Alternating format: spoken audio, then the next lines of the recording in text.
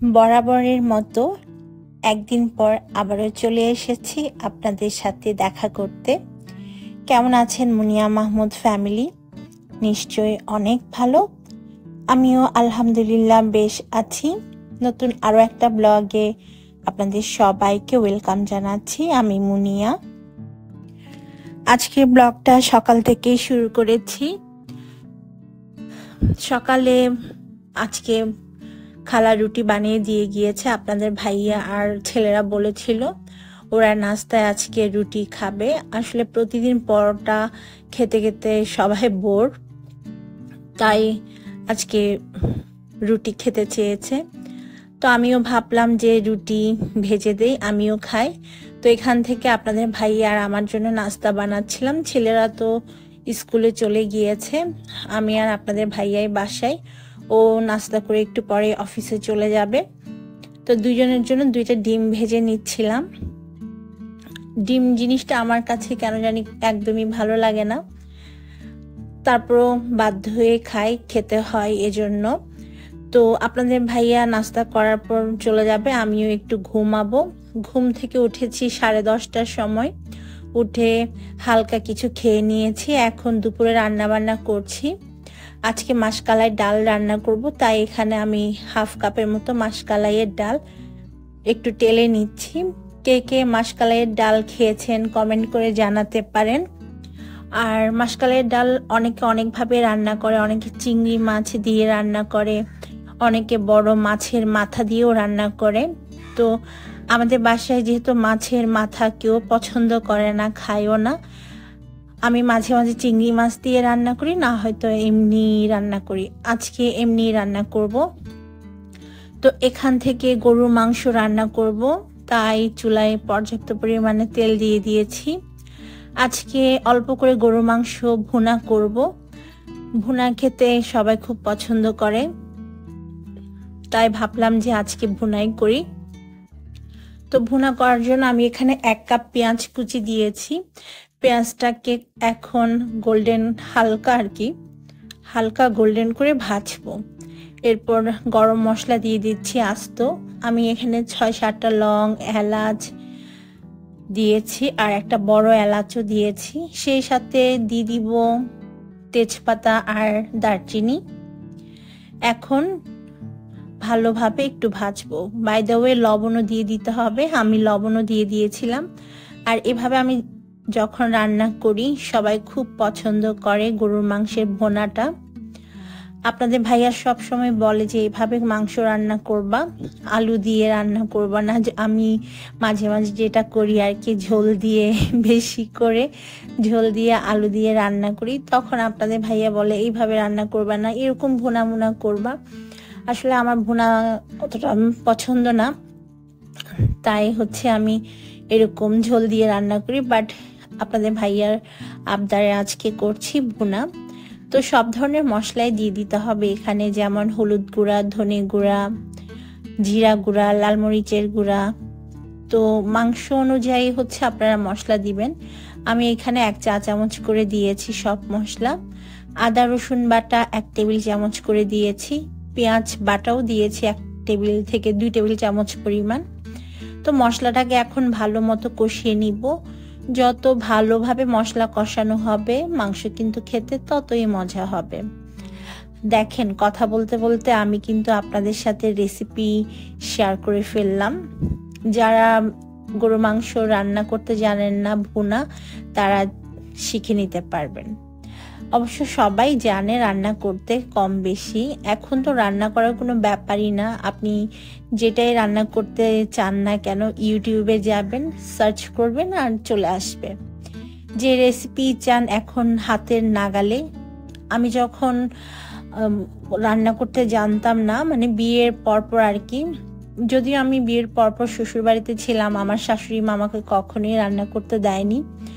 But মাঝখানে কিছুদিন রাজশাহীতে ছিলাম 1-1.5 বছরের মতো। তখন তো কিছুই রান্না করতে পারতাম না। তখন তার এত ইউটিউব ছিল না, থাকলেও এত বেশি অ্যাভেলেবেল ছিল না। স্মার্টফোনটা আমাদের হাতে অ্যাভেলেবেল ছিল না, যার কারণে মানে গুগলে গিয়ে সার্চ করে রেসিপিগুলো নিতে হতো।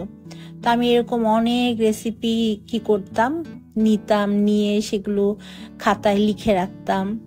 তো এভাবে করে হচ্ছে আমি করতাম আর কি, এভাবে রান্না শিখেছি।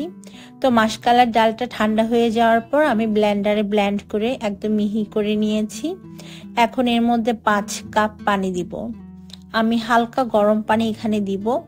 এদিক থেকে মাংস কষানো হয়ে গিয়েছে, দেখেন আমি পানি কিন্তু দেইনি, কতটুকু পানি বের হয়েছে মাংস থেকে। তো এখন মাসকালাইয়ের ডালটাও আমি চুলায় বসিয়ে দিব, মাংসটাকে আরো একটু কষাবো। আর মাংসে সবসময় গরম পানি ইউজ করবেন, এতে মাংস পারফেক্ট ভাবে সেদ্ধ হয়। তো মাসকালাই ডালের মধ্যে অল্প করে আদা, অল্প করে রসুন বাটা দিয়ে দিচ্ছি, খুবই সামান্য দিবেন, বেশি কিছু দিলে কিন্তু গন্ধ হয়ে যাবে। হলুদের গুঁড়া দিয়ে দিচ্ছি 1/2 টিস্পুনেরও কম, ধনে গুঁড়া দিয়ে দিব আমি 1/2 টিস্পুন, জিরা গুঁড়া দিব 1/2 টিস্পুন, আর সামান্য একটু লাল মরিচের গুঁড়া দিয়ে দিব। এখন আমি এখানে পেঁয়াজ দিচ্ছি না, পেঁয়াজ রসুন আমি যখন বাগার দিব তখন দিব। আসলে মাসকালাইয়ের ডালটা এক একজন এক এক ভাবে রান্না করে, আমি আসলে আমার মতো করে রান্না করি। তো আমি প্রথমে সব মশলা দিয়ে, পানি দিয়ে, সামান্য একটু তেল দিয়ে ফুটিয়ে নেই, তারপর যখন ফুটে যায় তখন বাগার দিই। তো এখন এর মধ্যে 3-4টা এলাচ দিয়েছি আমি, এতে খুব সুন্দর একটা ফ্লেভার বের হয় এলাচের। মাঝে মাঝে কিন্তু নেড়ে চেড়ে দিবেন, আর মিডিয়াম টু লো হিটেই মাসকালাইয়ের ডালটা রান্না করবেন, কারণ এটা খুব তাড়াতাড়ি ঘন হয়ে যায় আর প্যানের নিচে লেগে যায়। তাই হচ্ছে অনবরত নাড়তে হবে, মাঝে মাঝে কিন্তু নাড়াচাড়া বন্ধ করবেন না আপনারা। তো আমি অন্য চুলায় মাসকালাইয়ের ডালটা রান্না হতে দিয়েছি, আর এখান থেকে দেখেন আমাদের গরুর মাংসের অবস্থা। আমি 2 কাপের মতো পানি দিয়েছি মাংসটা সেদ্ধ হওয়ার জন্য। এখন আর কি মিডিয়াম হিটে রেখে মাংসটা সেদ্ধ হওয়া পর্যন্ত রান্না করব। তো আধা ঘন্টা পরে আমাদের মাংস সেদ্ধ হয়ে গিয়েছে, আমি এখন চুলাটা বন্ধ করে দিব, একটু মাখা মাখা রাখবো। আর এর মধ্যে আমি 1/2 টিস্পুন দিলাম ভাজা জিরার গুঁড়া আর 1/2 টিস্পুন গরম মশলার গুঁড়া। আমাদের মাংস কিন্তু একদম রেডি। অন্যদিকে চুলাতে যে মাসকালের ডালটা রান্না করেছিলাম সেটাও হয়ে গিয়েছে, এখন বাগার দিব। বাগারে আমি খুব বেশি কিছু দেই না, পেঁয়াজ কুচি, রসুন কুচি আর 2টা আস্ত লাল মরিচ দিয়েছি। যখন এরকম ব্রাউনিশ কালার হয়ে আসবে তখন সম্পূর্ণটা আমরা ঢেলে দিব হচ্ছে আমাদের ডালের মধ্যে। তো বাগারের পেঁয়াজ, রসুন, তেল সব তৈরি, এখন ডালের মধ্যে ঢেলে দিব। আর এই ডালটা আমাদের বাসায় সবাই খুব পছন্দ করে, স্পেশালি আপনাদের ভাইয়া অনেক পছন্দ করে। অন্যান্য সময় আমি চিংড়ি মাছ দিয়েও রান্না করি, বাট আজকে চিংড়ি মাছ দেই নাই। তো এখান থেকে আপনাদের ভাইয়ার আজকে ডিউটি আছে, এজন্য আর্লি চলে আসছে। আসার সময় বাচ্চাদের জন্য কিছু মাফিন এনেছে আর হচ্ছে ডিম নিয়ে এসেছে। আসলে বাচ্চারা একটু পরপর এটা ওটা খেতে চায়, যার কারণে হচ্ছে ওদের জন্য এগুলো নিয়ে আসা। তো আমি ডিমগুলোকে বের করে নিচ্ছি। আমি সবসময় যেটা করি, বাজার থেকে যখনই ডিম আনে সেটা আমি খুব ভালোভাবে ধুয়ে পরিষ্কার করে পানি ঝরিয়ে নিই, তারপর হচ্ছে রান্না করে রেখে দিই। ডিম আমি কখনো ফ্রিজে রাখি না, কারণ আমার বাসায় ডিমটা খুব লাগে। বারবার ফ্রিজ থেকে বের করে ডিম ভাজতে খুবই পেইন লাগে আমার কাছে, মানে এক ধরনের বিরক্ত লাগে আর কি। তাই আমি যেটা করি, রান্নাঘরে হচ্ছে ডিমগুলোকে ধুয়ে রেখে দেই। তো এদিক থেকে আপনাদের ভাইয়া লাড্ডু এনেছে, মিষ্টিও এনেছে। আমি ওকে বলেছিলাম 1/2 কেজি করে আনতে, কারণ দেখা যায় বেশি আনলে খাওয়া হয় না, নষ্ট হয়ে যায়। আর আজকে এনেছে মাওয়া লাড্ডু আর হচ্ছে কালো জাম। আপনাদের ভাইয়া জিজ্ঞাসা করেছিল যে কি আনবে, আমি বললাম এগুলাই আনো। আর এই মিষ্টিগুলো খেতে খেতে পেইন হয়ে গিয়েছে, এখন আর খেতেও ভালো লাগে না। সন্ধ্যার দিকে এখানে আমি থাই স্যুপ রান্না করছিলাম। আজকে বেশ ঠান্ডা পড়েছে, যার কারণে ভাবলাম যে থাই স্যুপ আর অন্থন বানিয়ে দিই। কিছুদিন আগে আমি আমার রান্নার চ্যানেলের জন্য অন্থন বানিয়েছিলাম, সেখানে অন্থন ছিল। ভাবলাম থাই স্যুপের সাথে অন্থনটা দেই, সবাই খুব পছন্দ করে খাবে। তো অন্থনগুলো না এত মজা হয়েছে, বিশ্বাস করেন, খুবই টেস্ট হয়েছে। আমার ছেলেরা তো খেয়ে একদমই শেষ করে ফেলেছে। আমি অনেকগুলো বানিয়েছিলাম, প্রায় 20-25টার মতো বানিয়েছিলাম। তো সবগুলো অন্থন আজকে ভেজে নিয়েছি, কিছু তো ভেজেছিলাম আমার যেদিন শুট ছিল সেদিন। তো খুবই টেস্টি হয়েছে। রেসিপি লাগলে আপনারা লেটস কুক উইথ মুনিয়াতে যেতে পারেন, ওখানে আমি এটা আপলোড করেছি, দেখে আসতে পারেন আর কি। আর ফেসবুকও আপনারা let's cook with Munia search করলে আমার পেজটা পেয়ে যাবেন। তো এখন আমার সেই অন্থনগুলো ভেজে নিচ্ছি, মজাদার অন্থন। আর স্যুপের সাথে কিন্তু অন্থন খেতে বেশ মজা লাগে, আর এগুলো না অনেক বেশি ক্রিস্পি হয়েছিল, যার কারণে আরো বেশি মজা লেগেছে খেতে। তো যাই হোক, বাচ্চাদেরকে সন্ধ্যার নাস্তায় আজকে থাই স্যুপ আর এই অন্থনগুলোই ভেজে দিয়েছি, ওরাও মজা করে খেয়েছে।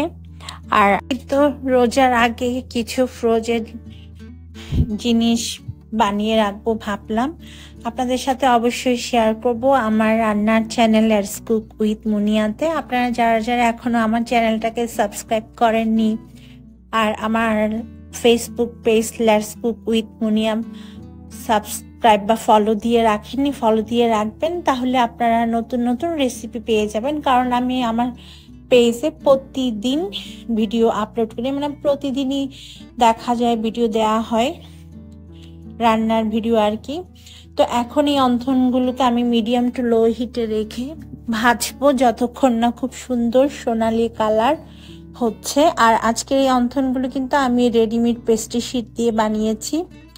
আর পেস্ট্রি শিট এখন যে কোনো দোকানে আপনারা পাবেন, স্পেশালি মুদির দোকান বড় বড় যেগুলো আছে, ডিপার্টমেন্টাল স্টোর যাকে বলে আর কি, ওগুলো তো পেয়ে যাবেন, খুব ইজিলি কিন্তু পেয়ে যায় আমরা এখন।